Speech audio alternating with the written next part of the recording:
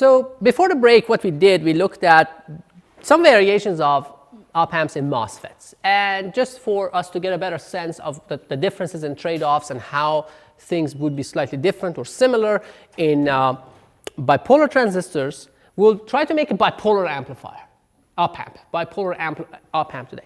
So let's set some sort of specs. So we're going to set a spec of, let's say we want a voltage gain of greater than a million. So we want to have a voltage gain that's greater than a million. We want to have an Rin that's greater than 50 kilo ohms, right? The input resistance, the differential input resistance. You have an RL, let's say we have a load resistance of 50 ohms. So let's say we want to be able to drive a 50 ohm load at least, or higher, 50 ohm or higher. The transistor outputs, the transistor parameters we're going to be using are beta of 100 for N and P, VA, the early voltage of the NFET, NPN is going to be 100 volts, and the early voltage of the PNP is going to be, let's say, 50 volts.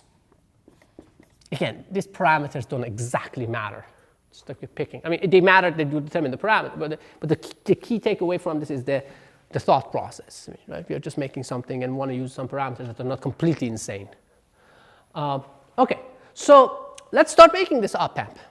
So in engineering, like in life, everything else being equal, the simplest solution is the best solution.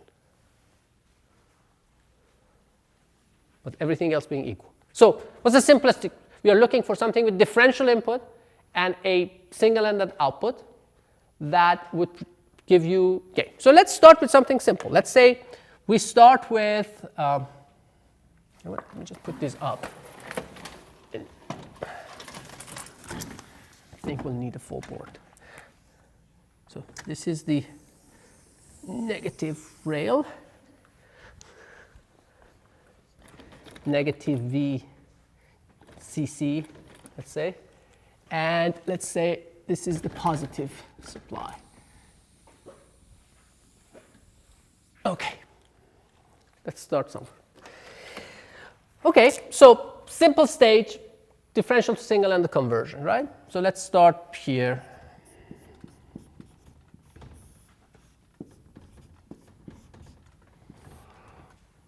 We'll deal with the current source later, but let's start with the current source. We have something like this.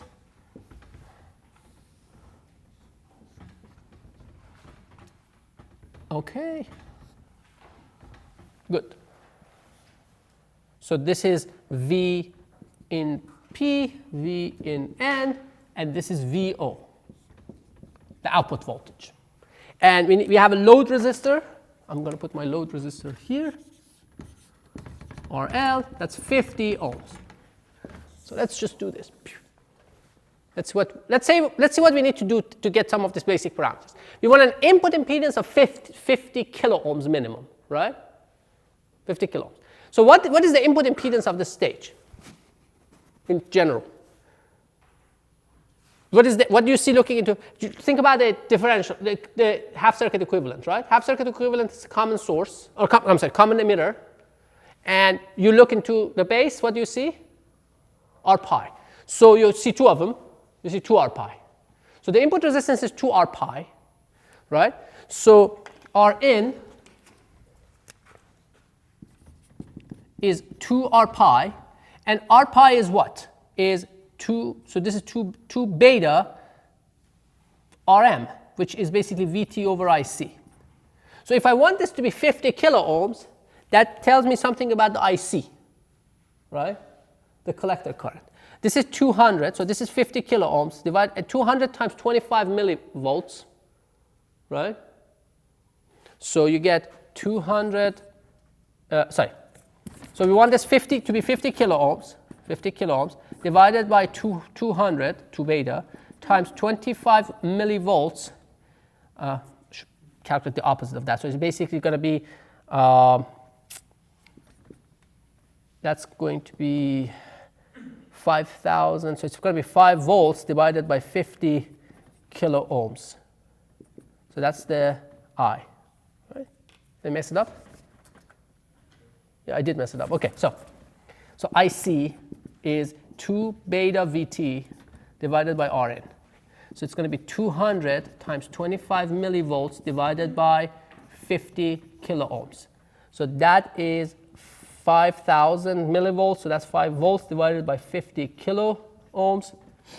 5 by 5 is just 1, so it's basically it's going to be 100 microamps.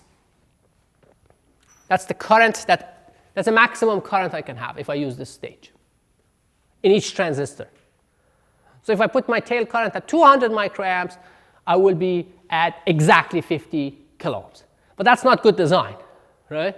You've left 0 margin, right? So what do? I'll basically use half of that. Basically, I make this 100 microamps, which basically gets me 50 and 50. So my input resistance is going to be double. For each transistor, I will get half of that, right, in balanced case. So I get 50 and 50, and for 50, we will get 200 kilo ohm. I'm sorry, 100 kilo ohm total input resistance. So we get twice as much in our initial design. So let's start with that. Let's get rid of some of this calculation. Can I erase this? You good? It doesn't matter. Okay, so then that determines my GM, because I know in the balanced case what my GM is, because now each transistor is carrying 50 milliamps, 50 microamps, and my GM is going to be what? At 1 milliamp, it's 40 millisiemens. So at 100 microamps, it's going to be 4 millisiemens. And at 50 microamps, it's going to be 2 millisiemens, right? So this is going to be 2 millisiemens GM. So GMN is 2 millisiemens. Oh, let's call it GM1. 2 millisiemens. So that's my driving capability. Half of it comes through here. So this is going to be GM VID over 2. This is going to be GM VID over 2. And what is my total output resistance? Well, from a differential, from a half circuit perspective, looking down here, what do I see? I see the RON. At 50 microamps, what is RON? It's 100 volts divided by 50 microamps, right? At 100 microamps, it would have been 1 mega ohm, right? So that's going to be 2 mega ohms. And then looking up, what do I see? I have 50 microamps, early voltage is half of that. I see 1 mega ohm, because early voltage of the PP we said is half of that of the N.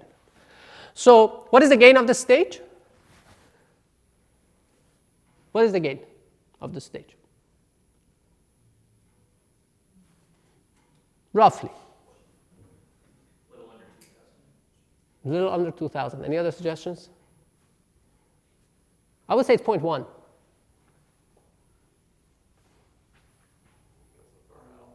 Yeah, look at that thing.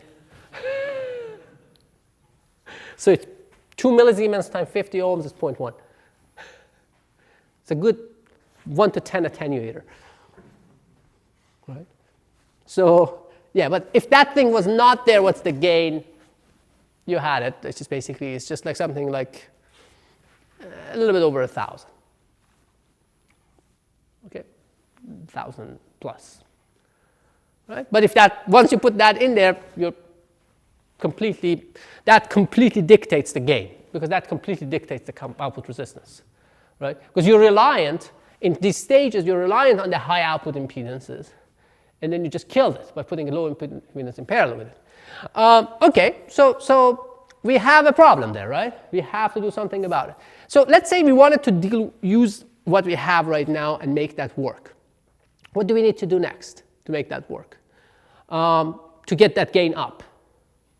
Obviously, we need to create some sort of buffering, right? We need to isolate that output. How can we buffer that? We need to have a follower, right, that would be able to follow this thing.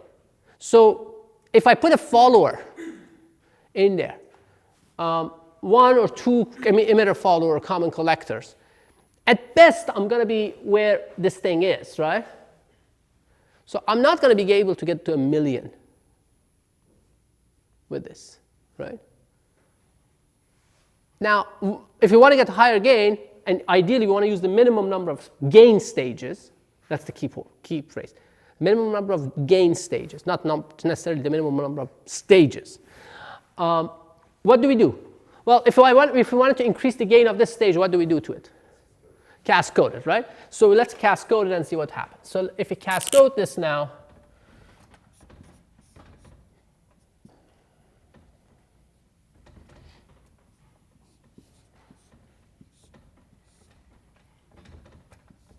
so you have a cascode current mirror, and then you will do also a cascode NPN, something like that. And then we need to generate some V bias here. We'll deal with that later.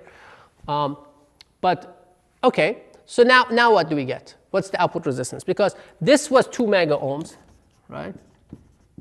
So with cascode, what do I get maximum? Beta RO, right? 200 mega ohms, right? That's suspect, right? When you see stuff like that, you can't rely on it really. And up there also you get like a 50 mega ohm. Again, that's suspect. This is basically you're pushing the limits of your simplified model. What I usually say is that any optimizer, any good optimizer will exploit the limitations of the model. We are optimizing. We are trying to kind of create something fancier, right? It will eventually hit the limitations of the model, and you will see, okay, well, this looks great, but it's not real because your model is limited. So anyway, you could, even if you could get these numbers, what's the gain going to be? Even if you could get something like 50 mega ohms, let's say combination you get 30 or 40 mega ohms, let's say 30 mega ohms. If you had 30 mega ohms of total load resistance and you had tons of buffers here between them, what would your gain be? It's like 2 millisiemens times 30 mega ohms, it's 600,000, right? It's still not at a million. And by the way, this is actually, I made a mistake here. What was the mistake I made? What is the output resistance looking up here? Parametrically. Beta R over 2, right? You remember we talked about this. This kind of thing gives you, so this is beta R over 2. So this is actually 25 mega ohms. And so this is beta ROP over 2, beta P ROP, right? So 25 mega ohms, so it's less than that, even like 20, so it's like around 300,000 for, even according to the simplified calculation, right? So there's no way you can get to that kind of gain with a single stage. So what do? We have to introduce a second gain stage, right? Let's say you want to run it off of this kind of stage, this kind of amplifier. So let's say, oh yeah, whatever I get from this, it's going to be pretty large, but it may not be exactly at 400,000, but it's going to be still pretty large. So I need to kind of like bring it now to a second gain stage, right? What kind of stage should we use, do you think?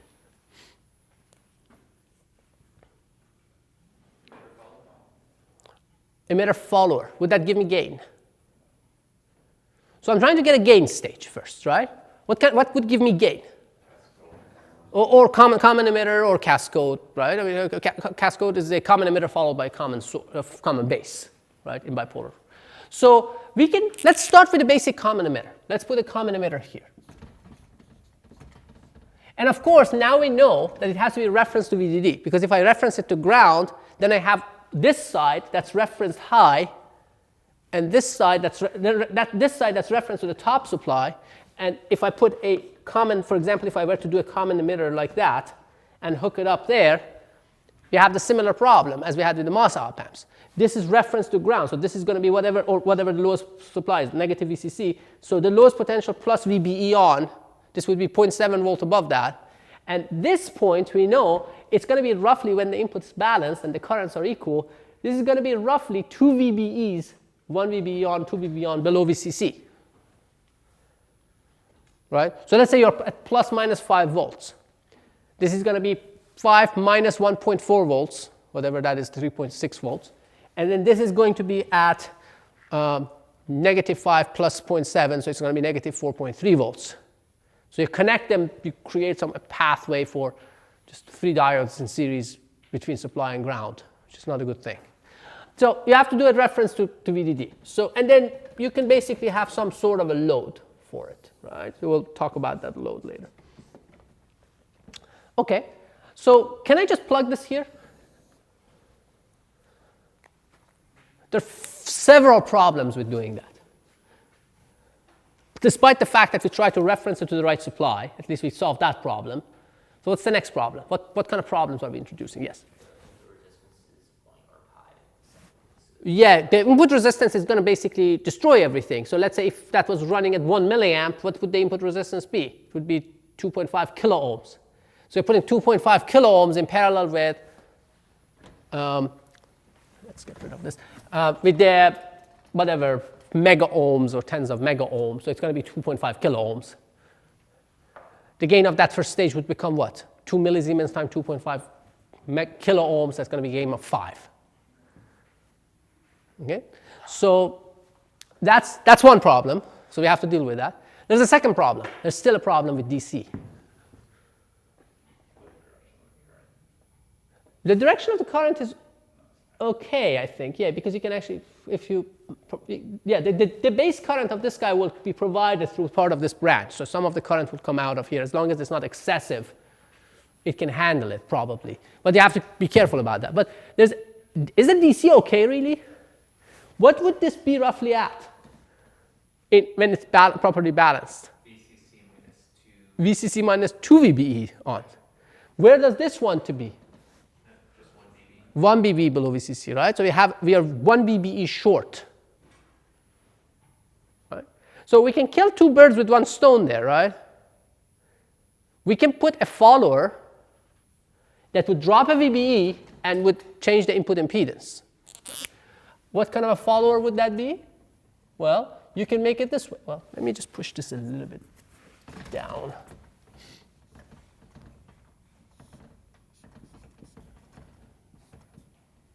So you want something that will follow this. Now, would I need something that goes a VBE up, right?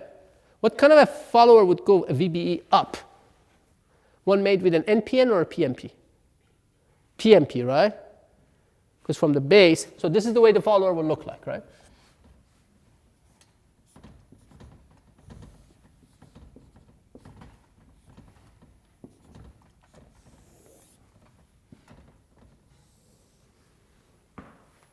You see that? This is a common collector or emitter follower, right? But it's a PNP one, so it goes a VBE up. So yeah, I'm going 2 VBEs down from VCC, and then I'm going 1 VBE up here, so I'm 1 VBE below VCC, which is the right value, roughly, to be around this guy. So from a DC perspective, I'm good with this. But now, how about the impedances? Let's calculate the impedances.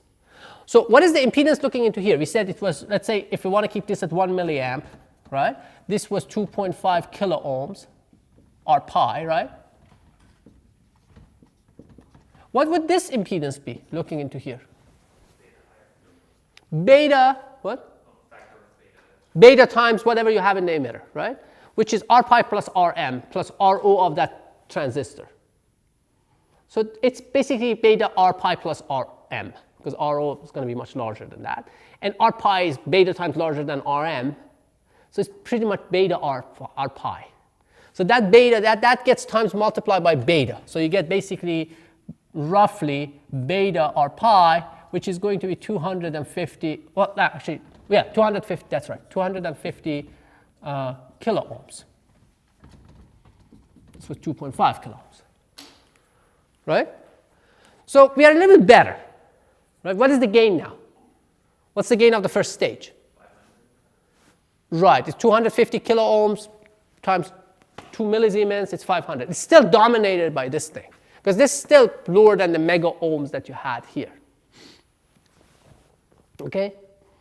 So it's gain of 500.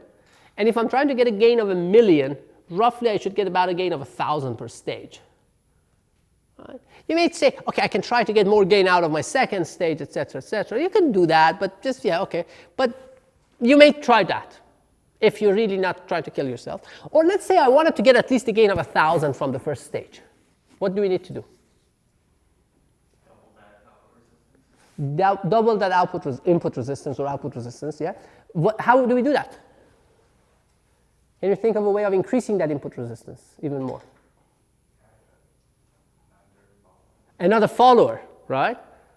Good, you're thinking topologically, architecturally, not parametrically. I mean, sometimes you have to think parametrically too. I just like, right? So that's one way. There are other ways. You can, for example, you can say, oh, I would run this at a smaller current, right? If I make this, like, for example, instead of running it at 1 milliamp, I run it at half a milliamp, this would become 5 kilo ohms, right? And then it would go to 500 ohms, and you are at 1,000. So you can try to do that. So this is not, unsalvageable. But let's, as an exercise, let's just go and try to say, okay, I want to add more followers. I don't want to be barely there. I want to go above and beyond in terms of what I'm asked to do. And by the way, that's not necessarily always a good thing, because what happens is that in the process you will compromise some other things. So, but for now, let's just try to be a one-track mind and try to maximize the gain. See what we can get. So, add another follower. What kind of follower would you add? An N-type or P-type? To get that DC problem still resolved.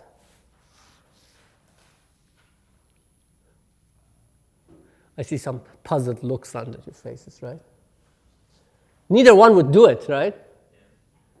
So let's say I really had to increase this input impedance. What would I do? And parametrically, I can't do it for other reasons, let's say speed and drive capability of the second stage. I can't go below that 2.5 kilo ohm. It may be actually even lower than that actually, in practice. Because of the currents I have to bias it at. What would I do? Yes? Two followers, excellent. How would that solve the problem? Right, so use an N-type follower followed by a P-type follower. Very good. So you go to an N-type follower and a P-type follower.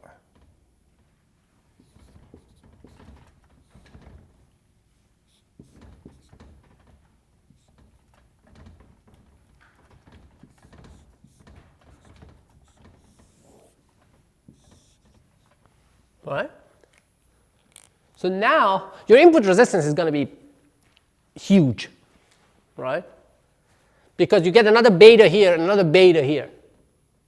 Going from here to there, you get a beta, and you get from here to here. Is that completely correct, what I just said? Well, let's see. So now this is 250 kilo ohms, right? Now, what is the impedance seen looking through here, looking out of the emitter of the transistor? The 250 parallel with whatever your current source. Right, the 250 parallel with whatever this guy presents, right? So now if you're at 250 kilo ohms, you have to start thinking about ROs, depending on what the current is, right? So let's say this is running at, 100 microamps. So if it's 100 microamps, and it's made out of a bipolar transistor, NPN, then the VA being 100 volts, so this is going to be 1 mega ohm roughly, right? So let's say this is 1 mega, looking down here, you see 1 mega ohm. So what do you see here? You see this in parallel with that, right? You see the 250 kilo ohms to ground and 1 mega ohm to ground. Let's say 200 kilo ohms, right, roughly. So this is going to be roughly 200 kilo ohms. And then, therefore, this, according to our basic calculation, is going to be beta times that. So now you're getting into like crazy mega ohms, like tens of mega ohms, which basically become suspect numbers. Okay, now what is the input impedance seen looking into here? Well, it's the output resistance, even if this one, let's say this one is at 100 microamps, and this is a P-type, so then now this is going to be 500 kilo ohms, right? Looking up here, you see 500 kilo ohms at 1, because VA of P was 50, right? So you see 500 kilo ohms in parallel with 20 mega ohms. What do you see? Still 500 kilo ohms. So looking out here, you see 500 kilo ohms. So looking into this guy, you see 500 kilo ohms times 50. Oh, wait. No, times 100. So you get 50 mega ohms. Again, another suspect number. But it's equally shady as these two. So now they're in good company. So they're all in the same kind of group of people, right? Or impedances. They're of the same cloth. Anyway, so now it's high. As high as these guys could be anyway, limited by the leakage and all those things. So it's not going to be as high as that, but it's going to be high. So that's good, that's fine. So now let's continue forward, because again, if I plug this here, I'm toast, right? Because what happens is that yes, the output impedance here is what I'm relying on to get some reasonable gain here, right? Let's say it's an RON and ROP. It's going to be like you're talking about at 1 milliamp, you're talking about 100 kilo ohms or 50 kilo ohms, things of that sort. And then you put a 50 ohm in parallel with that, that's gone. So we need more buffering, obviously, right?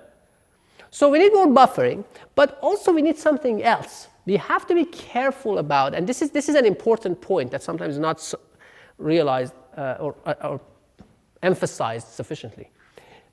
This, if it's a properly designed op-amp, and now this time we are trying to drive a resistive load, this should be able to swing reasonably well, reasonably close, may not exactly to VDD, and negative VCC or negative VCC, right? It needs to have some decent swing here. So whatever we put here has to be able to provide some level of good swing there. I mean, it doesn't have to be 400% of it, but it has to be able to do that. But now, remember, you have two gain stages. This is, let's say we are going to get a gain of around 1,000 or so from here. From this is our second gain stage, right? This is our first gain stage.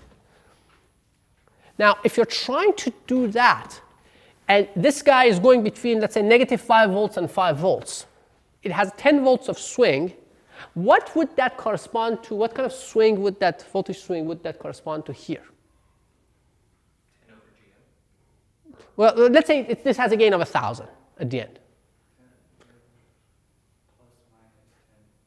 Plus minus 10 millivolts, right? So the swing from this point back is very small, as long as the op-amp is operating in proper range of region. That's why we don't really kill ourselves too much about trying to make this swing range very large here. Because this op-amp is almost always used in feedback configuration, which basically maintains the output in the linear operation range. It doesn't rail, but they call it railing. It's going all the way to VCC or negative VCC. So if it's kept in that range, it means that the voltage swing here is not going to be, if anything to the left of this point, is not going to be swinging a lot. And that gives you a lot of flexibility in your design.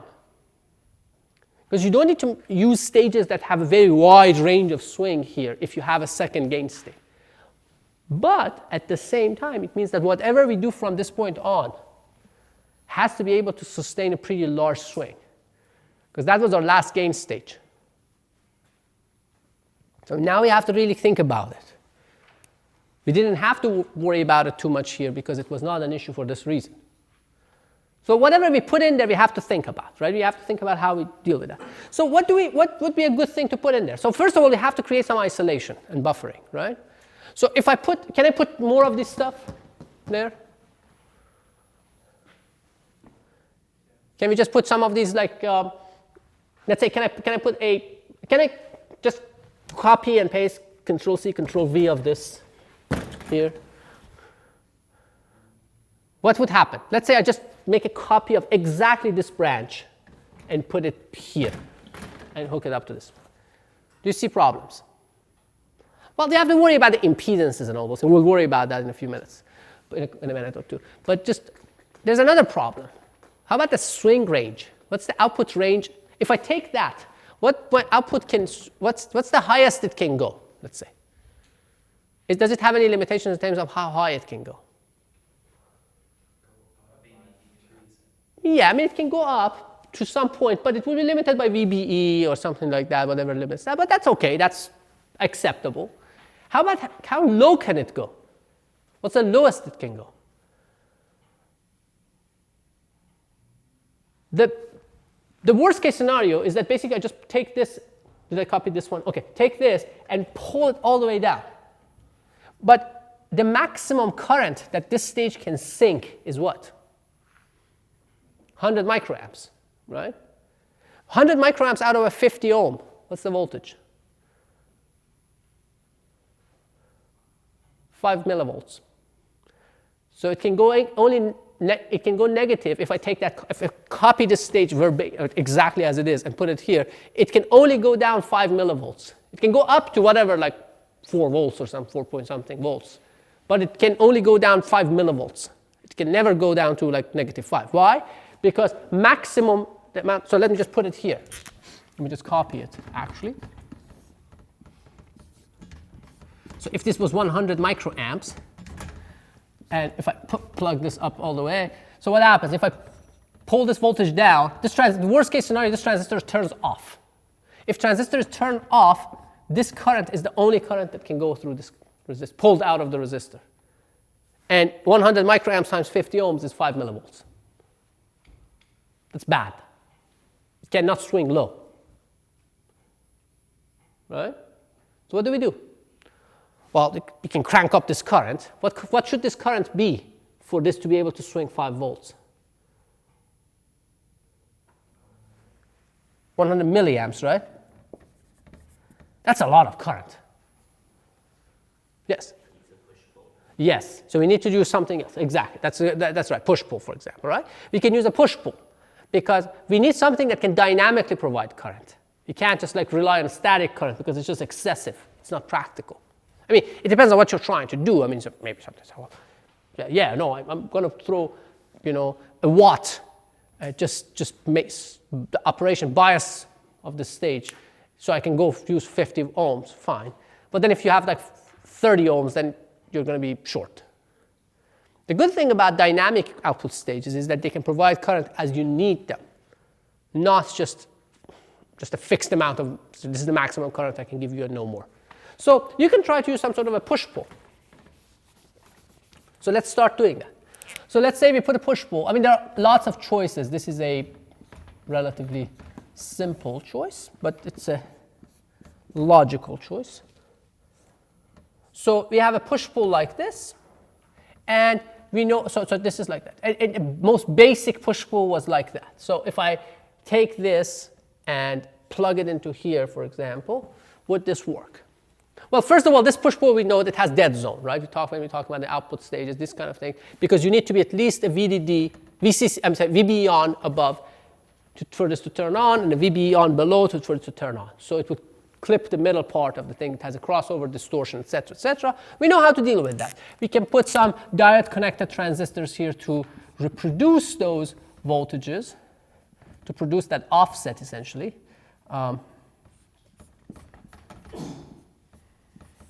Something like that.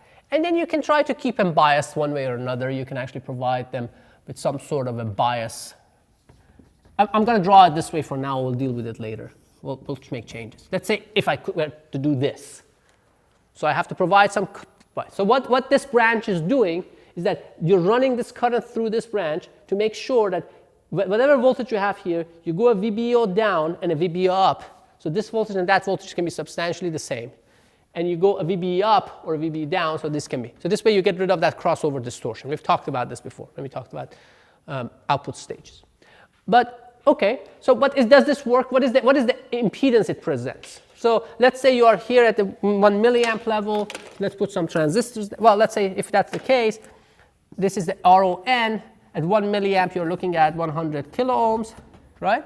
And at 1 milliamp here, you're looking at 50 kilo ohms. Your GM here at 1 milliamp is going to be 40 millisiemens, 40 millisiemens. And okay, so what is the impedance that's presented here? What do you see looking into here? If you were looking into here, this is not the way it should be. I'm just showing the progression, but we'll see. What's that impedance? Well, let's talk about this. What is the impedance looking through here? Let's say you're swinging high. Let's say this is driving most of the current, right? It's going to be this load resistance pretty much times this plus Rm times beta plus 1. What's a 1 between friends? So, okay. Now, it's basically this load plus whatever your Rm is. Now, if you're driving, if this is a 50 ohm load, you're going to be driving fair amounts of current, several tens of milliamps through this. So your Rm is going to be pretty small. So let's kind of look at the lower bound of that. Lower bound of that is just RL times beta, right? So it's 50 ohm times beta, that's 5 kilo ohms, right? And this is another Rm in series with that, because it's diode connected, right? It's just you just see the alpha or RF, doesn't matter. You see an Rm, so this is not going to be significant. So you're looking here around 5 kilo ohm-ish, right? So this is clearly too low, because you're looking at 50 kilo ohm and 100 kilo ohm, still is not enough. You need to have another stage of buffering, right? So you need to provide that buffering. That's fine. But the question is, how do you apply this input to that guy? There are different ways of doing that. And again, this is not necessarily the way we are doing it right now. It's not necessarily the best way. There are other limitations, but it's OK. So let's say you provide a buffer like that. And you feed it through here, another follower. So now you get another factor of beta. So now you're looking at 500 kilo ohm, looking into here, right? And that's OK, because you're looking at 50 kilo ohm, 100 kilo ohm, and 500 kilo ohm. Is this OK? Are we good now? Do you see a problem, or any kind of problem? OK, let's find out how high and how low the output can go. You have a. I was just going to say, with the output of the common emitter be positive, so the push-pull will always be pulling. Yeah, OK, let's see. Let's find out. That's a good question, right? So you're saying that what happens to the voltage ranges? Let's find out. So let's see. OK, the highest this point can go is determined, the highest this output can go is determined by how high this base can go, right? Now, here, there's a limitation imposed by whatever current source here. Usually, it's going to be a VSAT. If it's a current source, it's going to be the collector emitter of the transistor, so it's going to be some sort of VSAT, 0.1, 0.2 volts, right? But are there any other limitations? Let's say. So you're going down a VBE, and then you're going a VBE back up. So for this voltage to get to a VSAT, this voltage needs to get to a VSAT, right? Can it get to a VSAT? Well, yeah, I mean, assuming, so this is basically, now this is a common emitter. If you pull this voltage down, this can go, get saturated, this can go to VSAT. So this would be a VSAT below VDD, so you can drop a VCC minus VSAT here. And if you are at VCC minus VSAT here, this voltage would be VCC minus VSAT minus a VBE on. Then you go up a VBE, and then you come down a VBE, right? So you basically would be at the same level. So you would be a VCC minus VSAT minus VBE. So this is, let's say, 0.2. This is 0.7. So it's 0.9. So it can be go to up to VCC minus 0.9. So if your VCC was 5, this can go to like 4.1 volt. That's the highest it can go. How low can it go? Let's see what limits that. So again, similar situation here. If this goes to VSAT above negative VCC, this is going to be a VBE below that. This is going to be a VBE above that. And then you can go there. How low can this go is determined by this guy. But if it's made out of a transistor like that, it can go to VSAT. So it's going to be negative VCC plus VSAT, right? A VSAT above negative VCC.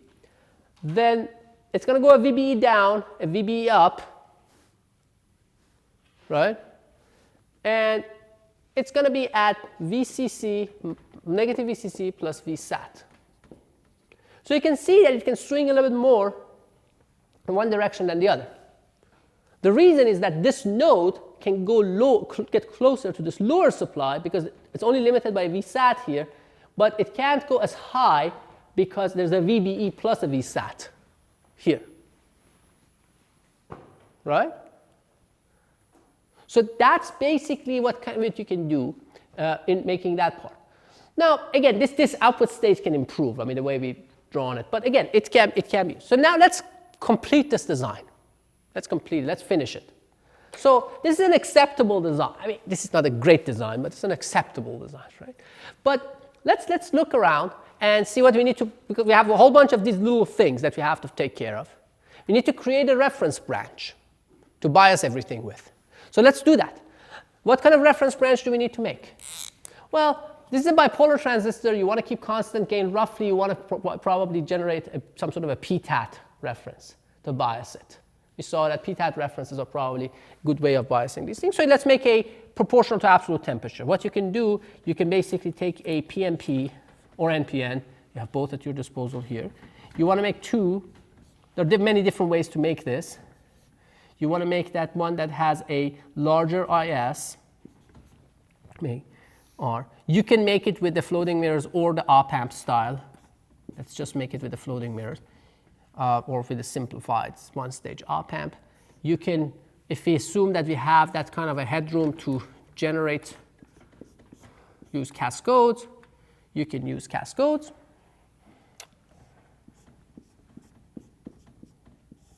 Right? Then you need to basically provide a pathway. You can do this, and then you can, so this is the isolator part, the floating mirror. This is the mirror part of it that forces the two currents to be equal. Well, I have to put these things on the other side. Doesn't matter.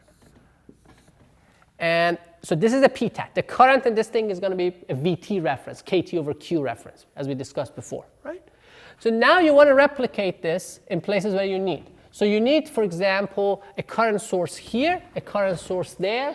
So we'll make these into current sources. Make them out of transistors. So you can take these two, go over here, and come here. Now you need to scale them properly. So let's say you make this branch a 100 microamp branch. So this would be a 1. So this is a 1x. This would be a 1x. And we decided, what was this? This is 100 microamps to, I don't know, just let's say it's 1x for now. If you need more current, you will make it a 2x or something like that. So you get more currents. So that's the top part of it. You need to also produce a reference branch for these lower ones. What you can do, you can create a separate branch here.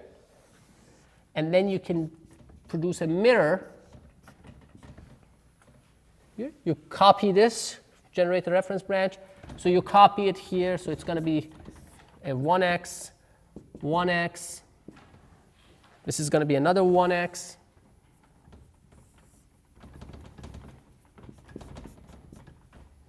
Then you need a 10x, a transistor that's 10 times larger. And then you go, this is probably going to be another 10x. And this probably is going to be another 10x. And we forgot about this guy. So we'll continue here. We'll make this another 10x. So we have those. And then we are still missing a few things. We need to generate this bias voltage.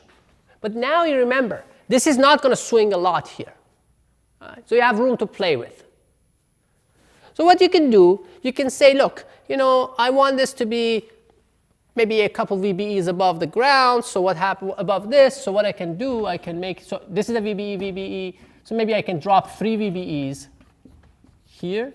I'll make a branch with 3 diode connected transistors and bias it with a fixed current source. So I will get another current here that biases that and plug in my V bias across that. And this is OK, because again, this is not going to swing a lot. It would have probably been, actually, you know what? This is not a very good idea. There's a problem with this.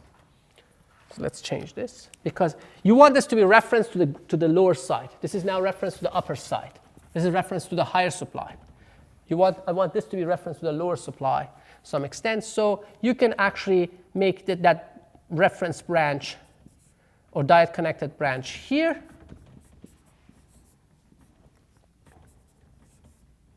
So this is really not connected here. And on the top, I want to have a current source feeding that.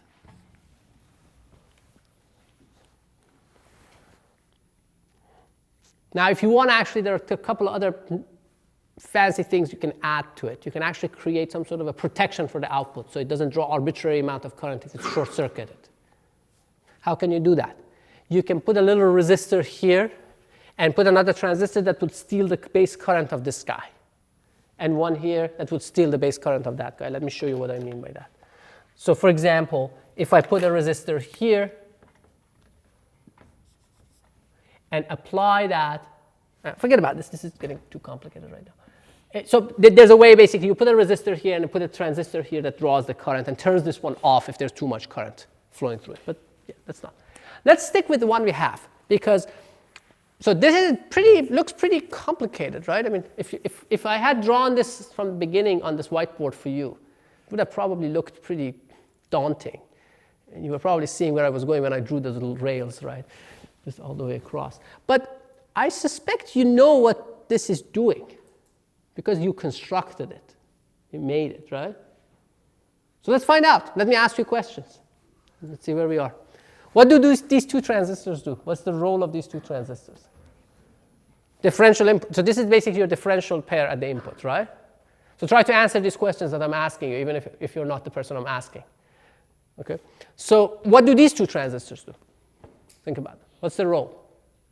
They provide cascode. They provide an output impedance that's larger. What's the role of this group of 4? It's a current mirror, right? This cascode part increases its output resistance, and this is basically the mirror. What is the role of these guys? This branch, what is this doing? Increasing the resistance seen by the DT. Increasing the resistance. This is a buffer, right? Right. How about this branch? Somebody who hasn't answered yet. Also another buffer, right? This is another buffer. This is increasing the input resistance. Yes? So it's basically a buffer. It's a common collector, emitter follower. You see, the impedance looking into here, it increases the input resistance here. So this doesn't load it. Whatever the next stage. Do you remember how when we put the 50 ohm here, the gain became like 0.1 or 0.2, whatever, I don't remember whether it was 0.1. So you're trying to present a large load resistance. The next stage doesn't load the previous stage. So it basically multiplies, every one of them multiplies the load it sees, the output, by a factor of beta, and it presents it to the input, roughly, right? So these 3 essentially are buffers, right? What is the role of this transistor? It's a current source for this buffer stage, right? What does this transistor do? Somebody else, somebody who hasn't answered. It's a common emitter. This is your second gain stage, right? This is the GM of the second gain stage. This is an important transistor. I mean, all of them are important, but this is particularly doing something important. What is the role of this guy? Go ahead. Current source. It's an active load for this guy, presenting a higher resistance. What does this stage do? This stage. What is that? Another buffer, right? It's another follower. Increases the input resistance. Why do we have these 2 transistors here? What do they do? Crossover distortion, they provide a VBE shift, so you have that shift when you try to drive the output, so you don't clip, right? What is the role of this guy? Somebody who hasn't answered yet. I can ask. What does it do? It's a current source, exactly. It's a current source for this branch. It biases this branch. What is this transistor doing? It's part of the push-pull. It's a follower for the output. It's the driver of the output. This has to be a pretty big transistor. So is this one. What's happening here? What is this diode-connected branch doing? Right, it's providing the V-bias here through fixed current going through these guys, maintaining this cascade constant base voltage. What is the role of this entire segment? It's a PTAT, right? I mean, it's a proportional to temperature part. This part is doing what? It's the floating part of the mirror. So it's basically just like this forces these two voltages to be equal, right? What does this upper part do? It forces these two currents to be equal. And as a result, you basically subtract this from that, and then you drop the difference of two VBEs across a resistor, which would generate a VT, a thermal voltage, a PTAT, that's used to bias everything else. So I think we covered everything, right? How many transistors are there? 4, 8, 10, 12, 16, 25, 6 years, it's 31, 33, 35, 39, 41 transistors. But you understand what every one of them does, right? Okay, any questions? Okay.